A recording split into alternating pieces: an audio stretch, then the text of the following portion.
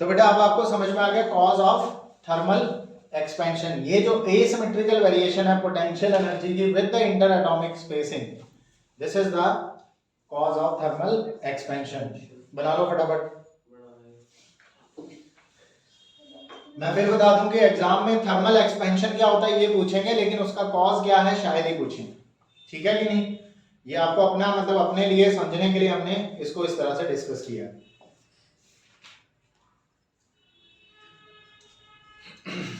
अब हम पढ़ेंगे बेटा टाइप्स ऑफ थर्मल एक्सपेंशन। अगर ये लिख लिया तो फिर आगे चलें।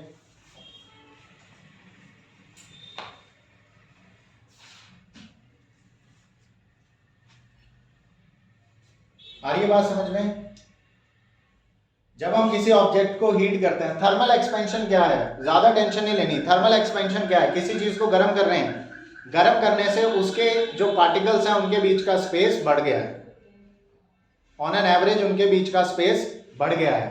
तो इसी को हम क्या बोलते हैं? Thermal expansion. गर्म करने पे चीजें एक्सपैंड हो जाती हैं, उसकी लेंथ में चेंज आ सकता है, उसके एरिया में चेंज आ सकता है, उसकी वॉल्यूम में भी चेंज आ सकता है।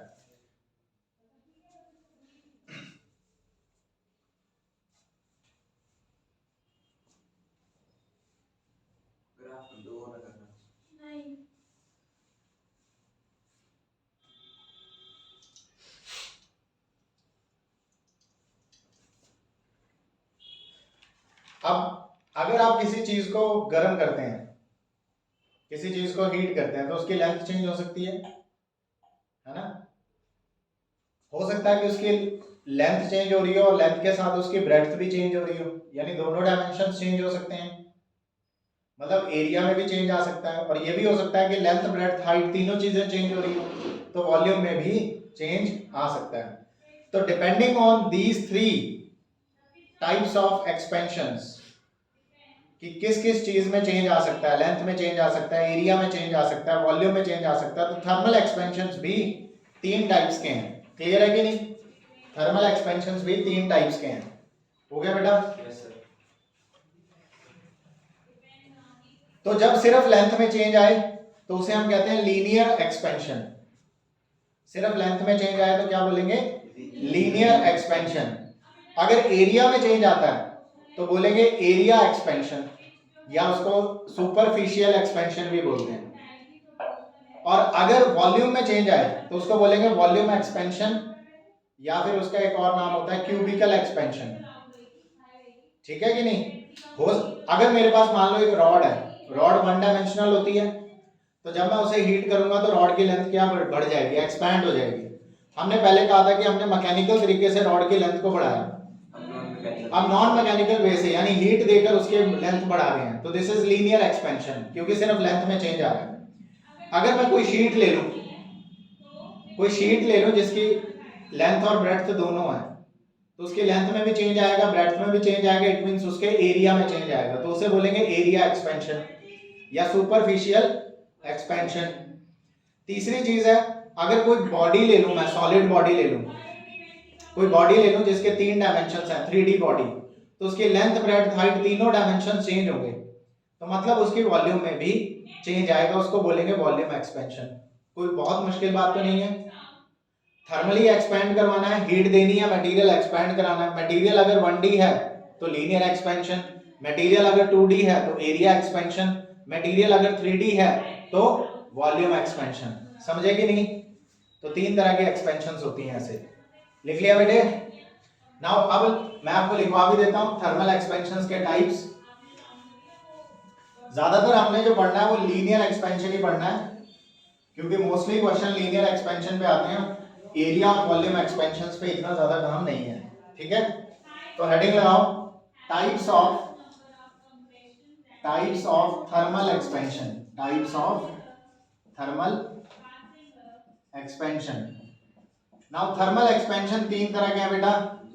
थर्मल एक्सपेंशन तीन तरह के। Number one is alpha, number one is alpha, number two is beta, and number three is gamma. Alpha beta and gamma symbols हैं। एक्चुअली मैं क्या कह रहा हूं, अल्फा जो है बेटा दैट मींस लीनियर एक्सपेंशन। क्या है? Linear expansion. हाँ जी, बीटा मतलब बेटा एरिया एक्सपेंशन। दूसरा कौन सा है? एरिया, या फिर इसका दूसरा नाम क्या बताया था मैंने? Superficial expansion. Superficial expansion. और तीसरा हमने गामा, यानी बेटा हमने बोला वॉल्यूम एक्सपेंशन। वॉल्यूम का एक नाम और बताया था, या तो वॉल्यूम कह लो या कह लो क्यूबिकल एक्सपेंशन। तो ये तीन तरह के एक्सपेंशन होते हैं, ठीक है। तो बेटा इसमें आप शॉर्ट में लिख लो, लीनियर एक्सपेंशन में क्या होगा? लीनियर एक्सपेंशन में होगा increase in length, increase in length of solid, increase in length of solid on heating. मतलब अगर हम हीट करेंगे तो सॉलिड की लेंथ क्या होगी? इंक्रीज होगी, उसको हम बोलते हैं लीनियर एक्सपेंशन, ठीक है। एरिया एक्सपेंशन में क्या बोलेंगे बेटा? Increase in area, increase in area of solid, increase in area of solid on heating. आपने गर्म किया, एरिया बढ़ गया सॉलिड का, that is called area expansion, ठीक है बेटे। तीसरा क्या है? Increase in volume, increase in volume of, increase in volume of क्या? Volume of what? सॉलिड। हर बार यहां सॉलिड है, यहां सॉलिड है, यहां सॉलिड भी है, और इसके अलावा लिक्विड भी है और गैस भी है। यहां सिर्फ सॉलिड सॉलिड है। आप खुद बताओ क्या लिक्विड की लेंथ होती है? इसलिए लिक्विड में ये नहीं हो सकता एक्सपेंशन। क्या लिक्विड का एरिया है? कुछ नहीं हो सकता। लिक्विड की होती है वॉल्यूम, वॉल्यूम भी जिस वेसल में उसको डालोगे उसकी ले लेगा, गैस भी वही करेगा। तो लिक्विड और गैस में क्या होता है? वॉल्यूम एक्सपेंशन होता है, यस और नो। जबकि सॉलिड्स में एरिया एक्सपेंशन भी होता है, लीनियर एक्सपेंशन भी होता है और वॉल्यूम एक्सपेंशन भी होता है। इसलिए यहाँ सॉलिड नहीं लिख रहा हूं, यहाँ लिख रहा हूं material, increase in volume of material. और मटेरियल में तीनों चीजें आ जाएंगी। मटेरियल दैट इज, चाहे वो सॉलिड हो, चाहे वो लिक्विड हो, या फिर गैस हो, ऑन हीटिंग, हीट करने पे अगर वॉल्यूम में चेंज आता है, चाहे सॉलिड हो, चाहे लिक्विड हो, चाहे गैस हो, that is called volume expansion. ये सिर्फ सॉलिड्स में होंगे, वो तीनों में होंगे, सॉलिड, लिक्विड एंड गैस में। कोई डाउट? यस और नो बेटा? Yes sir. अब आपको क्लियर हो गया अल्फा क्या है, बीटा क्या है और गामा क्या है। एक्चुअली अल्फा जो है उसको लीनियर एक्सपेंशन हम वैसे बोल देते हैं, पर इसका पूरा नाम है कोएफिशिएंट ऑफ लीनियर एक्सपेंशन। जैसे बेटे हमने पहले पढ़े थे ना मॉडुलस ऑफ इलास्टिसिटी, पिछले चैप्टर्स में मॉडुलस ऑफ इलास्टिसिटी यही पढ़ा था। इसी तरह यहां पर आते हैं coefficients, coefficients of thermal expansion. Thermal expansions के तीन कोएफिशिएंट्स हैं। अगर 1D चेंज आए तो अल्फा, अगर 2D चेंज आए तो बीटा, और अगर 3D चेंज आए तो गामा। कोई डाउट? क्लियर है बेटे? आसान है बिल्कुल, आ रही है बात समझ में? चलो अब खोलते हैं वन बाय वन। पहले करेंगे coefficient of linear expansion. Thermal expansion का पहला type coefficient of linear expansion, ये करेंगे अब हम। जल्दी उतारो फिर आगे चलें।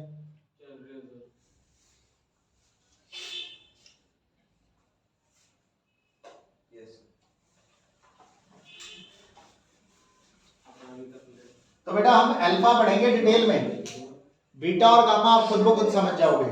आई रिपीट, हम अल्फा पढ़ेंगे डिटेल में, बीटा और गामा आप अपने आप समझ जाएंगे फिर, क्योंकि सिमिलर ही है, ठीक है कि नहीं। अल्फा करेंगे हम डिटेल में। क्वेश्चन भी ज्यादा अल्फा से ही आएंगे, यानी लीनियर एक्सपेंशंस पे आ सकते हैं ज्यादा क्वेश्चन। तो आप हेडिंग लगा दो और एनर्जेटिक बन जाओ। कोएफिशिएंट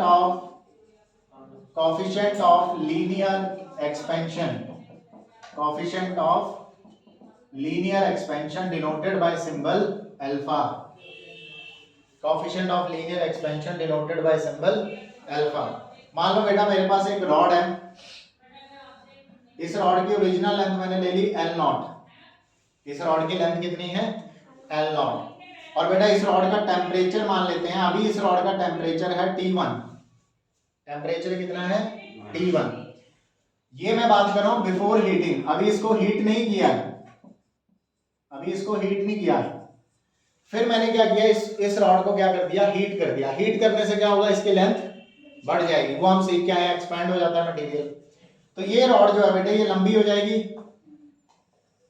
अब इस रॉड की लेंथ जो है बेटा यहां से लेके यहां तक तो L नॉट है, फिर यहां से लेके यहां तक हमने मान लिया डेल्टा L, मतलब कितना चेंज आ गया, कितनी एक्सपेंशन होगी, डेल्टा L मतलब कितना एक्सपेंशन होगी लेंथ में, यस और नो। सो दिस इज बेटा आफ्टर हीटिंग। आफ्टर हीटिंग थोड़ी सी एक्सपेंशन होगी मटेरियल में, और क्योंकि आपने हीट किया है तो मटेरियल का टेम्परेचर भी बदल गया होगा।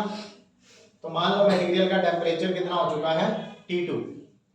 कोई डाउट बेटा?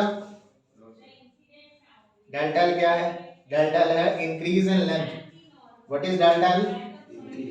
कि कितना लेंथ इंक्रीज हुई है, increase in length on heating. Heat करने पे लेंथ डेल्टा L अमाउंट से इंक्रीज होगी। पहले L नॉट थी, फिर बढ़ गई डेल्टा L, क्योंकि हीट करने से एक्सपैंड हो गया, टेम्परेचर चेंज हो गया T1 से T2। ठीक है बेटा। नाउ अल्फा की डेफिनेशन लिखते हैं। What is alpha? कहानी समझ में आ गई? अल्फा क्या है? अल्फा है बेटे चेंज इन लेंथ, ध्यान से देखना, change in length, change in length, definition लिख रहा हूं, change in length per unit length, change in length per unit length, per unit rise in temperature, change in length per unit rise in temperature.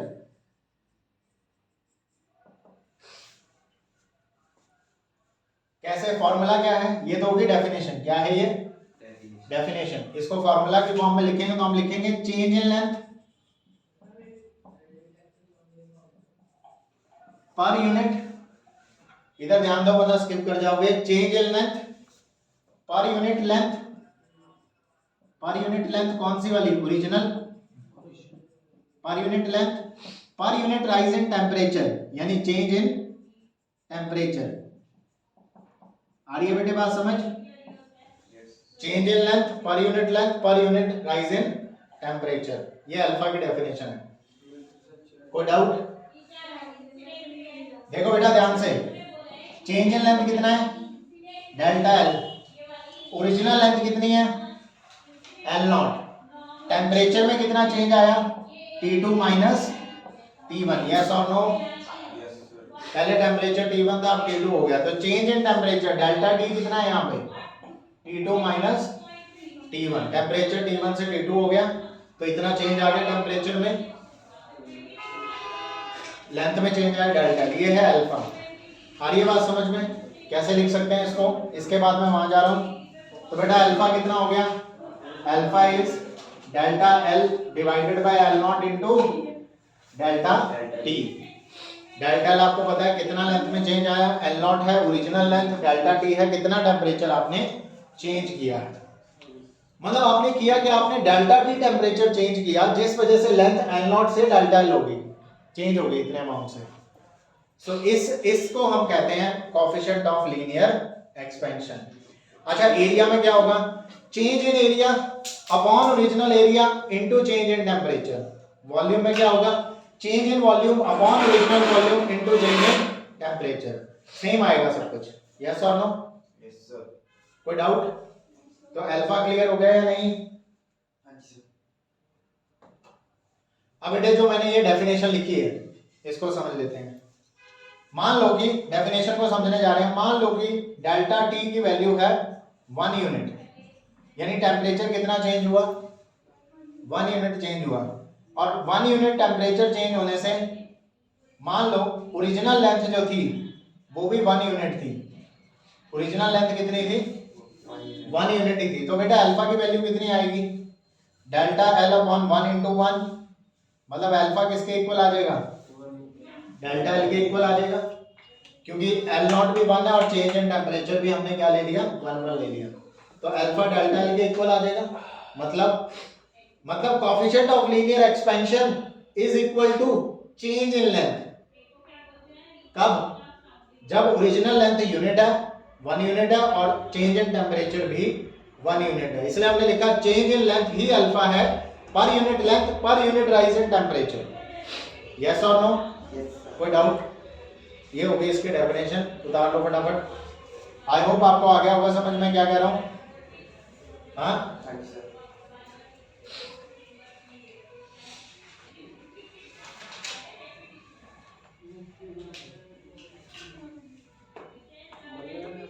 अच्छा बेटा, alpha को हम coefficient of linear expansion कह रहे हैं। अल्फा किस किस चीजों पे डिपेंड करता है, ये लिख लिया सबने? बताओ, रब कर देंगे आप? ठीक है। अल्फा की एसआई यूनिट बता पाएगा कोई मुझे? अल्फा की? हाँ जी, अल्फा की एसआई यूनिट।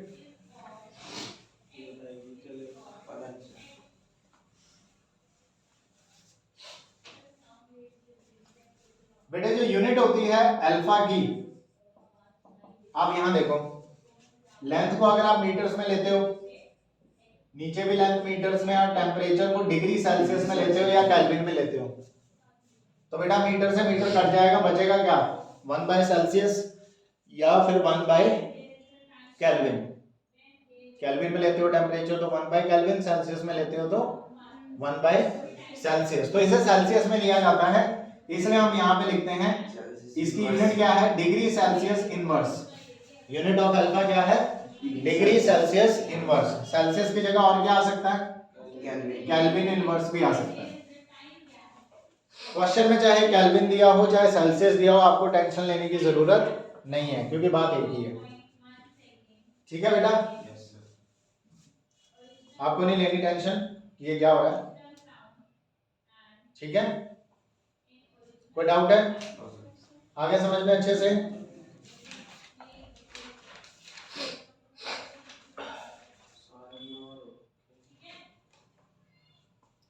एग्जाम्पल भी दे देता हूँ कुछ अल्फा के।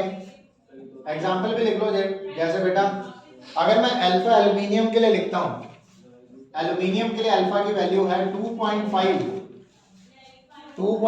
Into 10⁻⁻5 Celsius inverse. ये अल्फा की वैल्यू एल्यूमिनियम के लिए है, ये वैल्यू अल्फा फॉर एल्यूमिनियम।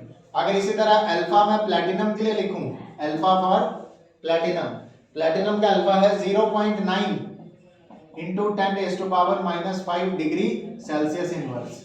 ये अल्फा प्लैटिनम का है। क्या मतलब हुआ इसका? इसका मतलब हुआ है कि एल्यूमिनियम की रॉड है मेरे पास, एल्यूमिनियम की रॉड है, उसकी लेंथ मान लो कुछ भी है, 10 मीटर है या 15 मीटर है, वट कोई कुछ लेंथ है उसकी। अगर मैंने उसका टेम्परेचर 1 डिग्री सेल्सियस उसको गर्म किया, उसका टेम्परेचर 1 डिग्री सेल्सियस बढ़ाया, तो उसकी लेंथ इतनी चेंज हो जाएगी। ये मतलब है, समझे कि नहीं? हाँ, हर एल्यूमिनियम रॉड में? हाँ, हर एल्यूमिनियम रॉड के हर मटेरियल में होगा। एल्यूमिनियम के लिए स्पेसिफिकली इतना चेंज आएगा, प्लैटिनम में इतना चेंज आएगा लेंथ में। अगर मैं 1 डिग्री सेल्सियस, मेरे पास मान लो ये प्लैटिनम है, ये प्लैटिनम है और ये क्या है? एल्यूमिनियम। तो मैंने इसको 1 डिग्री सेल्सियस हीट किया बर्नर लगा के, तो इसकी लेंथ बढ़ जाएगी। कितनी बढ़ जाएगी? इतनी बढ़ जाएगी, समझ रहे हो? और ये मेरे पास प्लैटिनम है, मैंने इसको भी हीट किया और इसका टेम्परेचर 1 डिग्री सेल्सियस बढ़ाया, तो 1 डिग्री सेल्सियस बढ़ाने से इसकी भी लेंथ बढ़ जाएगी। कितनी बढ़ेगी? 0.9। आप कंपेयर कर सकते हो, इसको छोड़ दो, ये तो सेम ही है। इसकी लेंथ एल्यूमिनियम ज्यादा बढ़ेगा, 1 डिग्री सेल्सियस एल्यूमिनियम को हीट करेंगे तो उसमें चेंज ज्यादा आ रहा है, प्लैटिनम में चेंज कम आ रहा है। यानी मटेरियल पे डिपेंड करता है अल्फा। यानी अल्फा किस पे डिपेंड करता है? मटेरियल पे डिपेंड करता है। तो अलग अलग मटेरियल में एक्सपेंशन अलग अलग अमाउंट से होती है, समझ रहे हो कि नहीं? इसीलिए सबके अल्फा भी अलग अलग होता है। तो अल्फा मटेरियल की प्रॉपर्टी है, नोट कर लो। अल्फा किस किस पे डिपेंड करता है? Number 1, alpha depends on material. Material बदलेगा तो coefficient of linear expansion alpha भी बदलेगा, यानी किसी में कम होती है किसी में ज्यादा होती है, डिपेंड करता है मटेरियल कैसा है। ठीक है, दूसरी बात, अल्फा एक और चीज पे डिपेंड करता है, वो है temperature. Alpha depends upon temperature. हालांकि हमारे सिलेबस में टेम्परेचर के साथ अल्फा की वेरिएशन नहीं है, ना ही हम इसमें कोई ज्यादा डिस्कशन करेंगे, पर आपको पता होना चाहिए कि अल्फा टेम्परेचर पे भी डिपेंड करता है। तो ये दो चीजें हैं जिस पे coefficient of linear expansion depend करता है। कोई डाउट? आगे समझ में? पक्का? तब आपको अल्फा के बारे में काफी हद तक नॉलेज हो गई है। अल्फा है लीनियर एक्सपेंशन, यानी हम किसी 1D चीज को गर्म करें उसकी लेंथ बढ़ जाएगी। कितनी बढ़ेगी ये डिपेंड करेगा कि उसका अल्फा कितना है। जिसका अल्फा बड़ा उसमें ज्यादा एक्सपेंशन होगी, जिसका अल्फा छोटा उसमें एक्सपेंशन कम होगी। ये फिजिकल मीनिंग है अल्फा का, फिजिकल मीनिंग ऑफ अल्फा। ठीक है, फिजिकल मीनिंग ये है, अगर मेरे पास 5-7 मटेरियल हैं, सबके अल्फा अलग अलग हैं, तो जिसका अल्फा सबसे कम मतलब उसमें एक्सपेंशन कम होगी ऑन हीटिंग, जिसका अल्फा ज्यादा मतलब उसमें एक्सपेंशन ज्यादा होगी ऑन हीटिंग। तो अलग अलग मटेरियल में अलग अलग एक्सपेंशन होती है, इसलिए अल्फा की वैल्यू अलग अलग मटेरियल्स के लिए अलग अलग आएगी। क्लियर है या नहीं बेटे, बात समझ गए?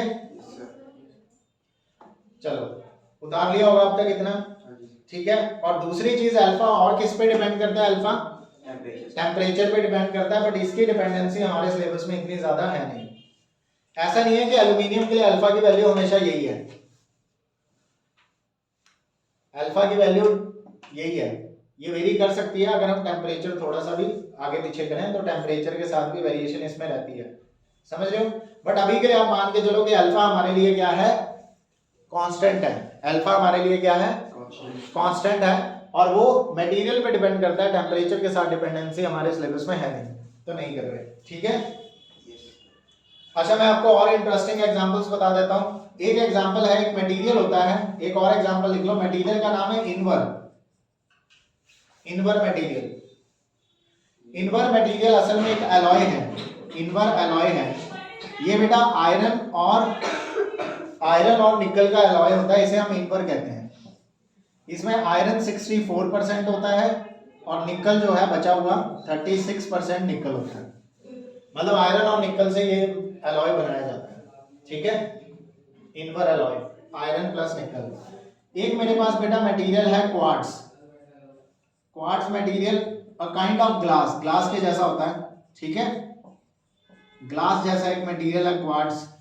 ये दो मटेरियल्स मैंने लिए, इनके अगर मैं अल्फा की वैल्यू देखूं, इनकी अल्फा की वैल्यू देखते हैं, value of alpha, value of alpha of these materials, value of alpha of these materials is almost zero, is almost zero, बहुत ही कम अल्फा होता है इनका, ना के बराबर। हाँ समझ गए आप, मतलब अगर हम इन मटेरियल को गर्म करें तो ये एक्सपैंड नहीं होते, अगर होते भी हैं तो ना के बराबर एक्सपैंड होते हैं। मतलब मैं आपको ये समझाना चाह रहा हूँ, मटेरियल की प्रॉपर्टी है अल्फा, अलग अलग तरह के मटेरियल, उनमें एक्सपेंशन भी अलग अलग होगी, ये टेम्परेचर पे डिपेंड कर ही नहीं रहे हैं। आप हीट कर रहे हो इनको, लेकिन ये एक्सपैंड नहीं होते मटेरियल। मतलब आयरन और निकल का ये अलॉय जिसमें 64% आयरन 36% निकल होता है, इनवर या क्वार्ट्ज, ऐसे मटेरियल हीट करने के बाद भी एक्सपैंड नहीं होते हैं, समझे कि नहीं बेटे। तो सबकी अलग अलग वैल्यूज होती हैं, इसलिए आपको इस बात का ध्यान रखना है। कोई डाउट? चलो आगे चलते हैं। हेडिंग लगा दो बेटा, expression for new length, expression for new length of rod. अब पहले रॉड की लेंथ कुछ और थी, अब कुछ और हो चुकी है, एक्सपैंड होने के बाद लेंथ चेंज होगी, तो हमने नई लेंथ कितनी है वो उसके लिए फॉर्मूला निकालना है, ठीक है। Expression for new length of a rod when heated by temperature delta T. Heading लगा दो, expression for new length of a rod when it is heated by delta T temperature, यानी मैंने टेम्परेचर को इतना चेंज किया, तो delta T temperature change होने के बाद वायर की नई लेंथ कितनी है वो एक्सप्रेशन मुझे निकालना है।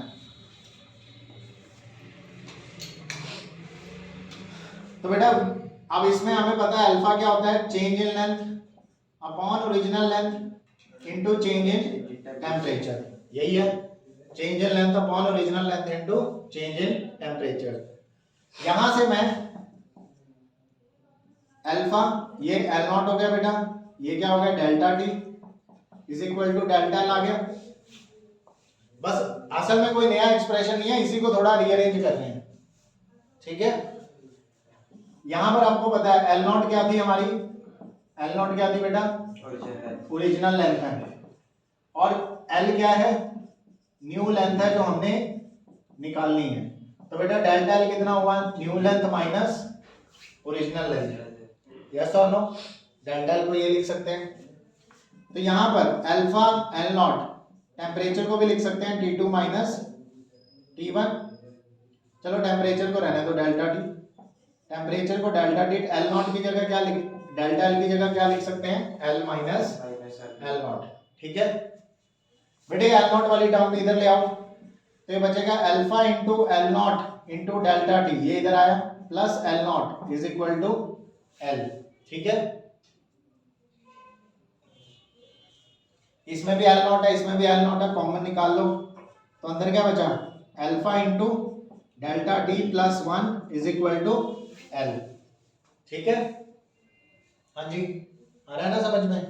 तो एल के लिए एक्सप्रेशन आ गया, L is equal to L naught into 1 plus alpha delta T, 1 plus alpha delta T, ये आ गया expression for new length. L क्या थी हमारी, नई लेंथ। तो न्यू लेंथ कितनी आएगी, new length is equal to original length into 1 plus alpha into delta T. Alpha है कोफिशिएंट ऑफ लीनियर एक्सपेंशन। असल में इसी फॉर्मूला को थोड़ा सा रीअरेंज किया तो हमारे पास न्यू लेंथ के लिए एक्सप्रेशन आ गया। ज्यादा इंपॉर्टेंट ये है, समझे या नहीं। मतलब उस फॉर्म में अगर आपको ठीक है आता है, लेकिन न्यूमेरिकली ज्यादा इस फॉर्म में यूज होता है। क्लियर है बेटा, कोई डाउट।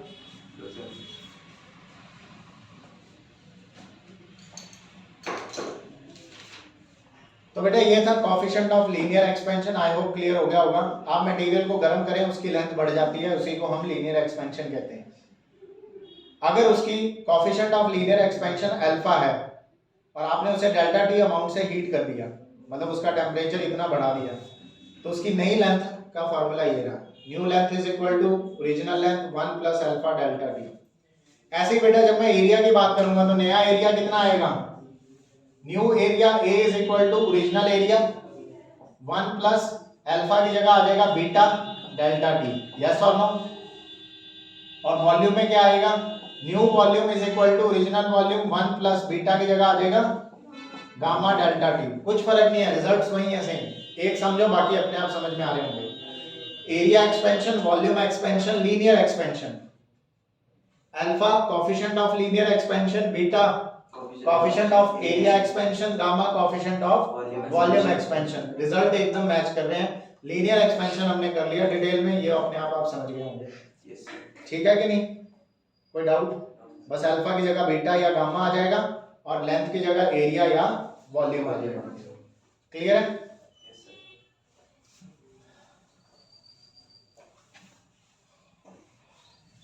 अब डिफरेंशियल फॉर्म में भी आ सकता है ये फॉर्मूला जो है, हम इसे डिफरेंशियल फॉर्म में भी लिख सकते हैं, ठीक है बेटा। डिफरेंशियल फॉर्म में भी इसको फॉर्मूले को हम लिख सकते हैं।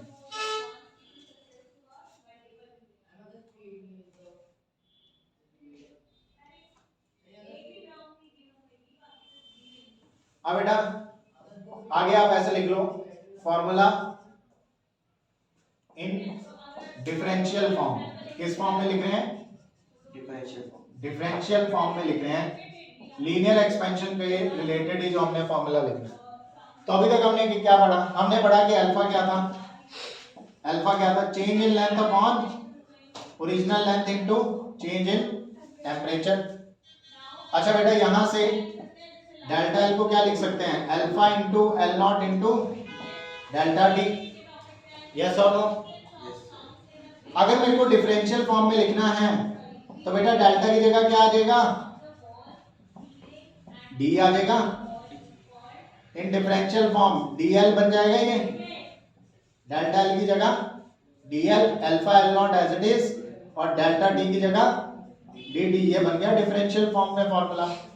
कुछ नहीं है, समझे कि नहीं, कोई डाउट। क्या देख रहे हैं, वही फॉर्मूला है ना, एक ही फॉर्मूला है, इसी को ऐसे ऐसे करी जा रहे हैं, आगे पीछे रीअरेंज कर रहे हैं। एल और अल्फा की जगह वो है जगह ए बीटा और बी गामा। हाँ, अगर मुझे इसकी जगह मान लो मुझे एरिया लिखना है तो बेटा D A is equal to alpha की जगह बीटा, एल नॉट की जगह ए नॉट और ये D T as it is. अगर मुझे वॉल्यूम लिखना है डी वी तो बीटा की जगह गामा, ए नॉट की जगह V naught into D T. समझ गए कि नहीं? Yes sir. लीनियर एक्सपेंशन के लिए, एरिया के लिए और वॉल्यूम के लिए डिफरेंशियल फॉर्म में है, कुछ नहीं है, वही डेल्टा की जगह डी लगा रहे हैं। ठीक है, इसकी जरूरत पड़ सकती है अगर हमें फंक्शन की फॉर्म में दिया हो। क्वेश्चन कर लेते हैं तो ज्यादा क्लियर होगा कि मैं क्या कह रहा हूं यस आपको। ठीक है बेटा,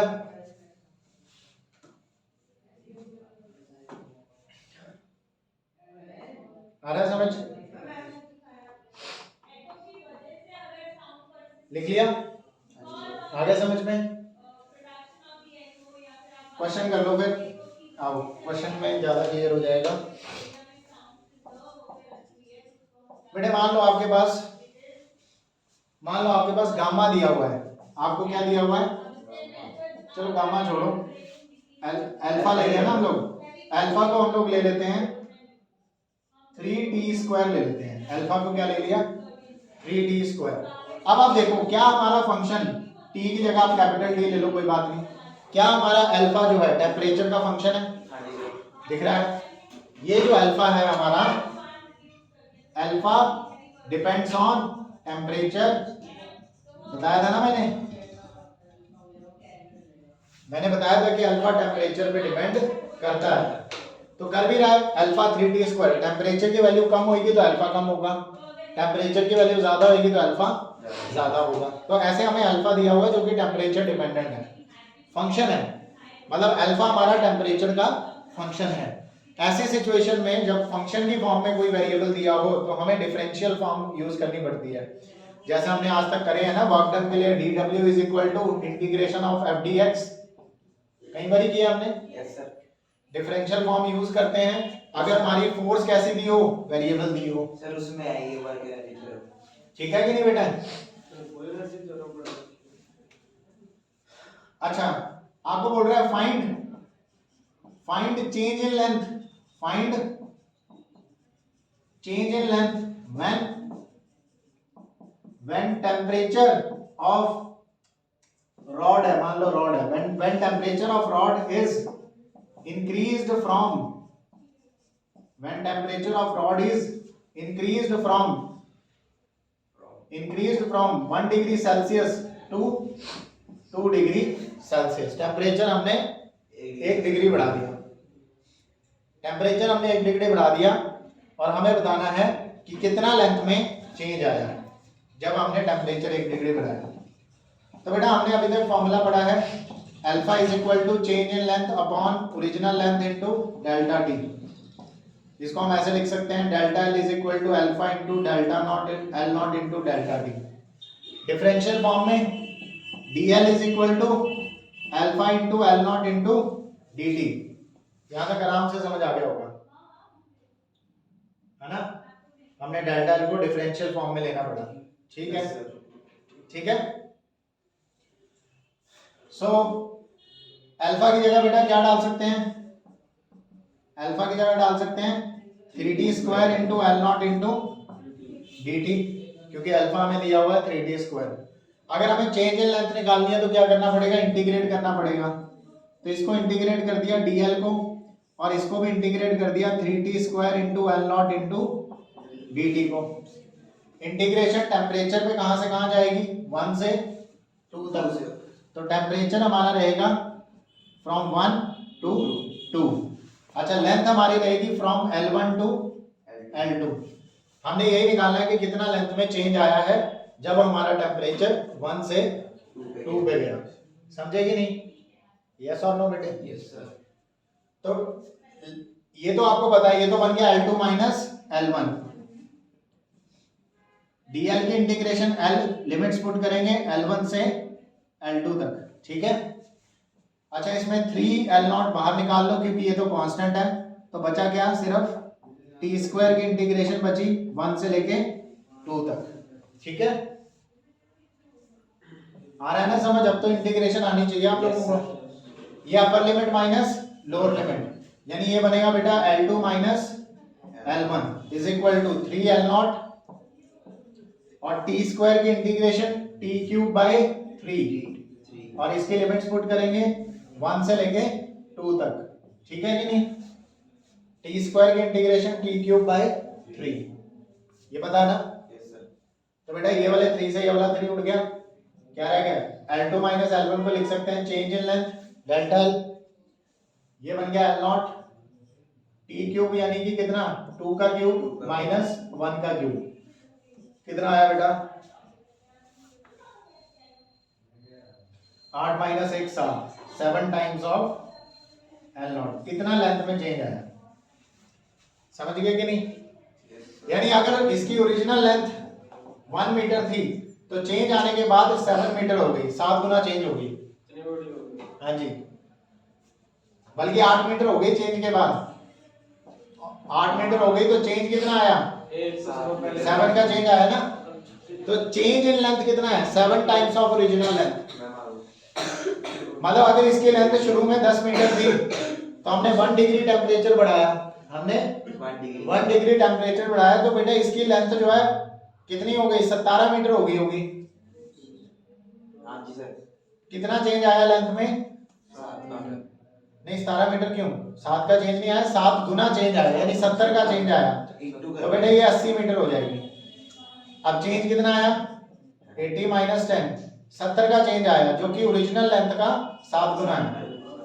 समझ रहे हो कि नहीं?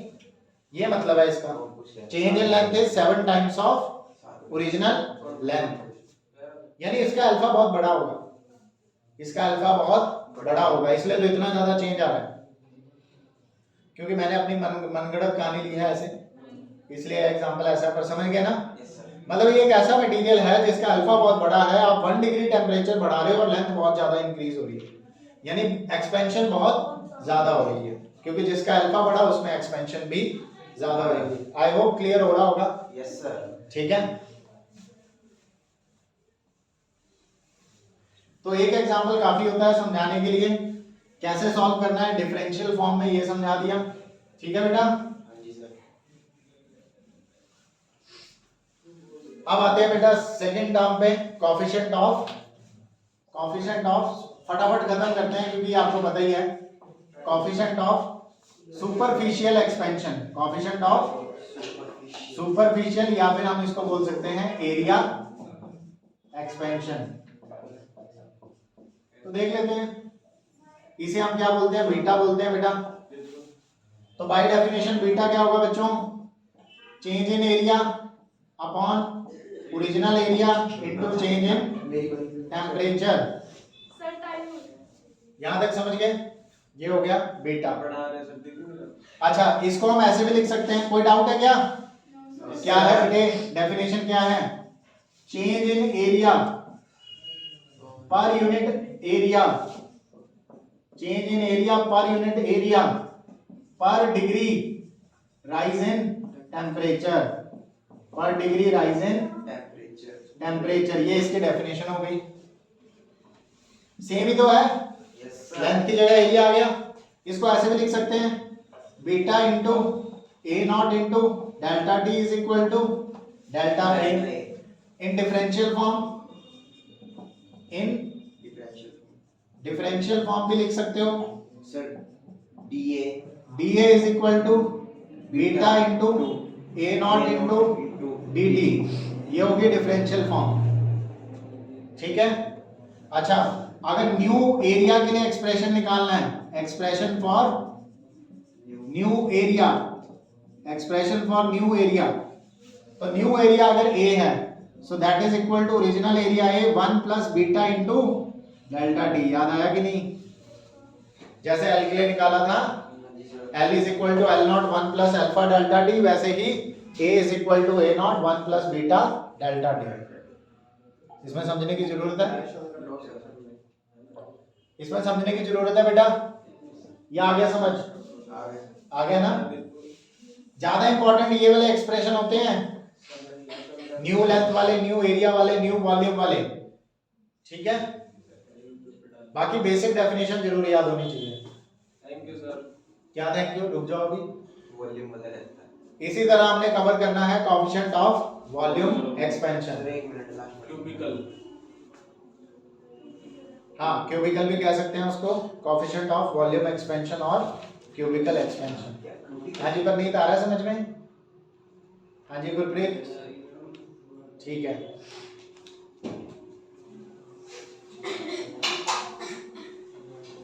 जल्दी हेडिंग लगाओ, कोएफिशिएंट ऑफ वॉल्यूम एक्सपेंशन। हाँ जी सर, लेट नहीं है वैसे। हाँ बस 5 मिनट। सर बस एक लास्ट टॉपिक है। Coefficient of volume expansion. Sir कर दो।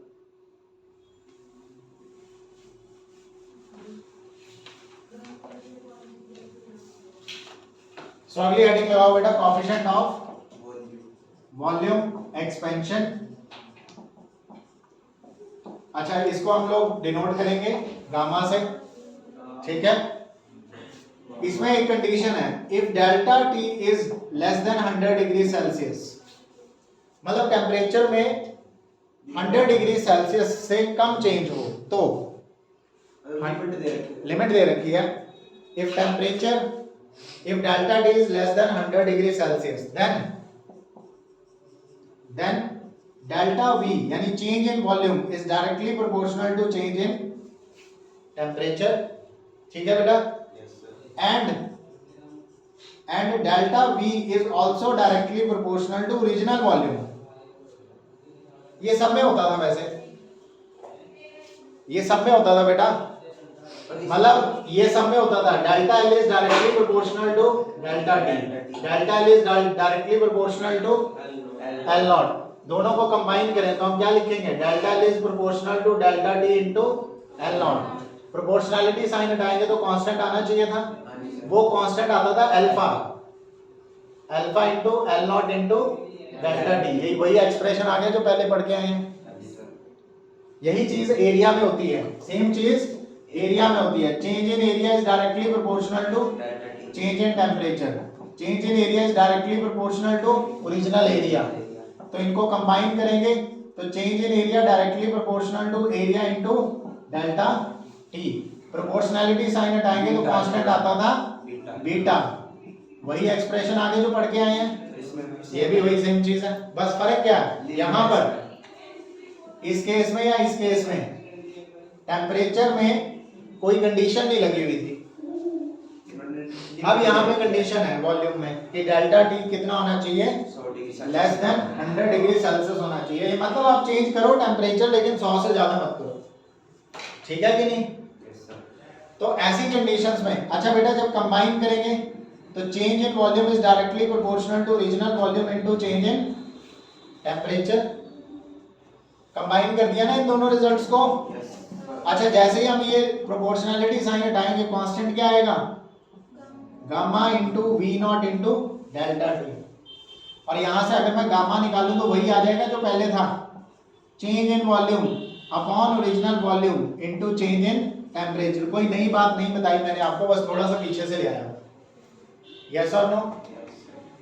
Coefficient of volume expansion, change in volume upon original volume into delta T, that means change in temperature.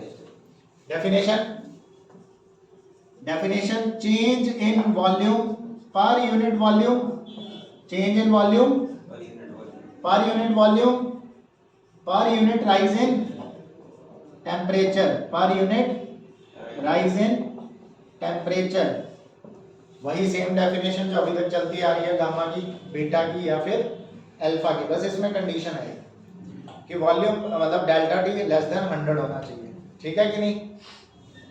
समझ में आया बेटा। इसमें एक ग्राफ है जो कि एनसीईआरटी में भी बना हुआ है, इसलिए इंपॉर्टेंट है, इसलिए ये बता रहा हूं, ठीक है। तो चले फिर, ये हो गया, लिख लो, लिख लिया। ग्राफ बनाते हैं फटाफट और ये टॉपिक अपना यहाँ खत्म हो जाएगा। फिर थर्मल एक्सपेंशन का पूरा टॉपिक निपट गया। हाँ जी, अच्छा बेटा ग्राफ बनाते हैं। ग्राफ हम लोग बनाएंगे टेम्परेचर वर्सेस वॉल्यूम का। इस एक्सिस पे बेटा क्या ले रहे हैं, वॉल्यूम। इस एक्सिस पे क्या ले रहे हैं, टेम्परेचर। टेम्परेचर बढ़ाते चले जा रहे हैं। शुरू में हमने देखा 100 डिग्री सेल्सियस तक, ये कितना है 100 डिग्री सेल्सियस तक वॉल्यूम लगभग कांस्टेंट है। जैसे जैसे टेम्परेचर बढ़ रहा है वैसे वैसे वॉल्यूम बढ़ रही है, ठीक है। बाद में आते ये थोड़ा सा चेंज होना लग गया और एक टेम्परेचर के बाद जाकर ये वैल्यू क्या हो गई, कांस्टेंट हो गई। फिर चेंज नहीं हो रही, टेम्परेचर चेंज हो रहा है लेकिन वॉल्यूम चेंज नहीं हो रही है। कितने टेम्परेचर के बाद जाकर 500 डिग्री सेल्सियस पर जाकर 500 डिग्री सेल्सियस, केल्विन लिख लो बेटा, सेल्सियस छोड़ो, क्या लिखोगे केल्विन, सॉरी 100 केल्विन और 500 केल्विन, ठीक है। सेल्सियस भी लिख सकते थे बट एक्चुअल में ये टेम्परेचर के साथ है।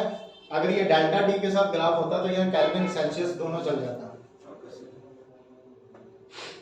तो आपने देखा कि वॉल्यूम जो है क्या हो रहा है, कांस्टेंट हो रही है, ठीक है बेटा।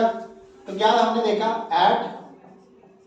एट लो टेम्परेचर, जब हमारा टेम्परेचर कम था तो हमारा गामा बढ़ रहा है, वॉल्यूम एक्सपेंशन बढ़ रहा है with increase in temperature. Low temperature मतलब जब तक आप 100 से नीचे हैं या 500 से थोड़ा नीचे हैं तो गामा बढ़ रहा है, धीरे धीरे वॉल्यूम बढ़ रही है जैसे जैसे टेम्परेचर बढ़ रहा है। लेकिन जब हाई टेम्परेचर हुआ, एट हाई टेम्परेचर 500 केल्विन से ज्यादा जब टेम्परेचर हुआ तो गामा जो है वो कांस्टेंट हो गया, यस और नो। यानी वॉल्यूम एक्सपेंशन एक लिमिट तक हो सकती है, उससे ज्यादा नहीं हो सकती। क्या मतलब है इसका, 100 डिग्री सेल्सियस वॉल्यूम एक्सपेंशन एक लिमिट तक हो सकती है, उससे ज्यादा नहीं हो सकती। ऐसा नहीं है कि आप टेम्परेचर बढ़ाते चले जा रहे हैं और वॉल्यूम बढ़ती चली जा रही है, मटेरियल एक्सपैंड होता चला जा रहा है, ऐसा नहीं है। एक ऐसी लिमिट आएगी कि मटेरियल एक्सपैंड होते एक्सपैंड करना बंद कर देगा, चाहे आप उसे जितना मर्जी हीट करते रहो, क्योंकि उसका गामा जो है वो क्या बन चुका होगा, कांस्टेंट हो चुका होगा। टेम्परेचर बहुत ज्यादा हो चुका है, गामा कांस्टेंट हो गया है, गामा इसके बाद वेरी नहीं कर रहा। लेंथ में ऐसा नहीं होता, लेंथ में आप टेम्परेचर बढ़ाते रहो, लेंथ बढ़ती चली जाएगी, बढ़ती ही चली जाएगी, वो एक्सपैंड होती रहेगी। टूट जाएगा मटेरियल वो अलग बात है, क्योंकि हर मटेरियल की एक लिमिट होती है। लेकिन ऐसा नहीं है कि टेम्परेचर के साथ वो कभी कांस्टेंट शो कर दे, समझ रहे हो कि नहीं। लेकिन जो सॉलिड मटेरियल है या लिक्विड है या फिर गैस है, इन सभी में ये प्रॉपर्टी है कि एक्सपैंड करेंगे लेकिन एक लिमिट तक एक्सपैंड करेंगे, उससे ज्यादा एक्सपेंशन नहीं करेंगे। इनका गामा क्या हो जाएगा, कांस्टेंट हो जाएगा। ग्राफ बहुत इंपॉर्टेंट है, गिवन इन एनसीईआरटी, लिख लो important graph given in NCERT, शायद कोई पूछ ले। तो एनसीईआरटी में स्पेसिफिकली इसके बारे में बताया हुआ है, इसलिए करा रहा हूं, ठीक है। वॉल्यूम वर्सेस टेम्परेचर का ग्राफ। कोई डाउट बेटे? आई होप सारी चीजें समझ आ गई होंगी, ठीक है। ठीक है, वीडियो को लाइक करें और शेयर करें अगर आपको अच्छा लगा हो। सब्सक्राइब करें, सब्सक्राइब तो बिल्कुल मत करें। ओके, ऐसा थैंक यू।